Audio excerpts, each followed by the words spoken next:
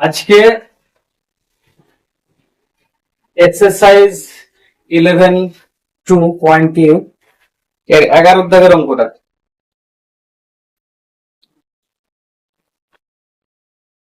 বর্গমূলের chapter. হ্যাঁ, কি বলছে অঙ্কটাই বলছে যে 48.09 থেকে কোন দশমিক সংখ্যা বিয়োগ করলে বিয়োগফলের বর্গমূল 5.7 হবে।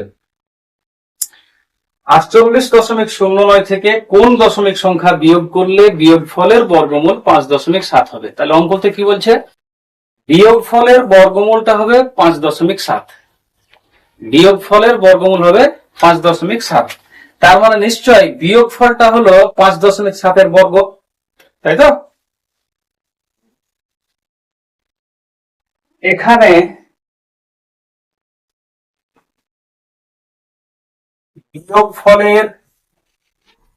বিয়োগফলের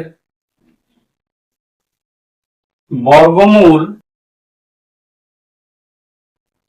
সমান 5.7। অতএব বিয়োগফল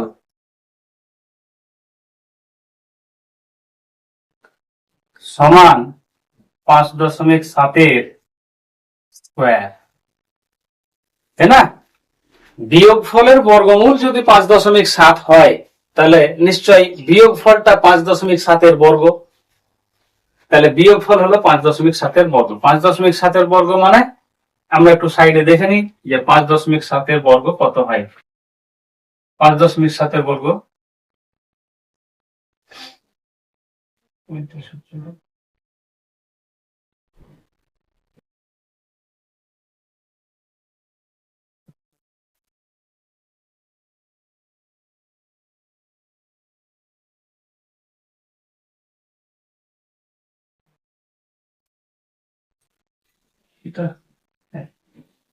তাহলে 32.49, বিয়োগফল হলো 32.49। তাহলে আমরা বিয়োগফলটা পেয়ে গেলাম। এবার বলছে যে 48.09 থেকে কোন দশমিক সংখ্যা বিয়োগ করলে, তাহলে 48.09 থেকে আমাকে এমন একটা সংখ্যা বিয়োগ করতে হবে, বিয়োগ করার পর আমি বিয়োগফল এইটা পাবো। তাহলে কোন সংখ্যা 48.09 থেকে কোন সংখ্যা বিয়োগ করব? নিশ্চয়ই ওই 48.09 থেকে এইটাকে বাদ দিয়ে দিলে যেটা পাবো সেটাই ওই সংখ্যা। সাপোজ যদি বলি যে 10 থেকে কত বাদ দিলে 8 হবে, 10 থেকে কত বাদ দিলে 8 হবে, তো 10 থেকে 8 বাদ দিলে কত হয়? 2। তাহলে 10 থেকে 2 বাদ দিলে 8 হবে, ঠিক না? 10 থেকে যদি বলি 15 থেকে কত বাদ দিলে 9 হবে, 15 থেকে কত বাদ দিলে 9 হবে? 15 থেকে 9 বাদ দিলে যা হয়, 15 থেকে 9 বাদ দিলে কত হয়? 6, তাই না? এই যে 15 থেকে যদি আমি বললাম, প্রশ্ন করলাম যে 15 থেকে কত বাদ দিলে 6 হবে, তো কত বাদ দিলে 6 হবে? 6টাকেই বাদ দিয়ে দাও। 15 থেকে 6 বাদ দিলে কত হয়? 9।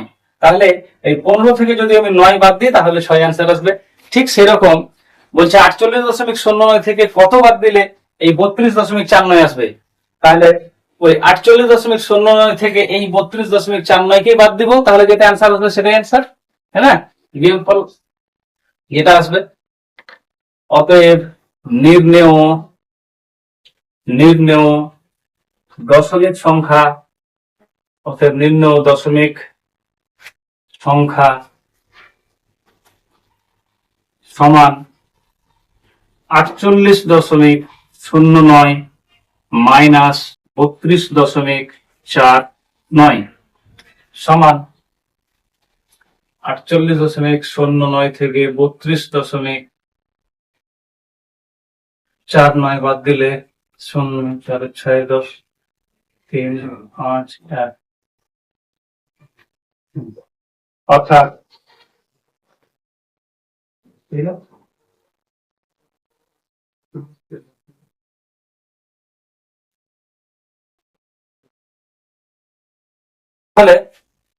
তাহলে 15.60 নাকি?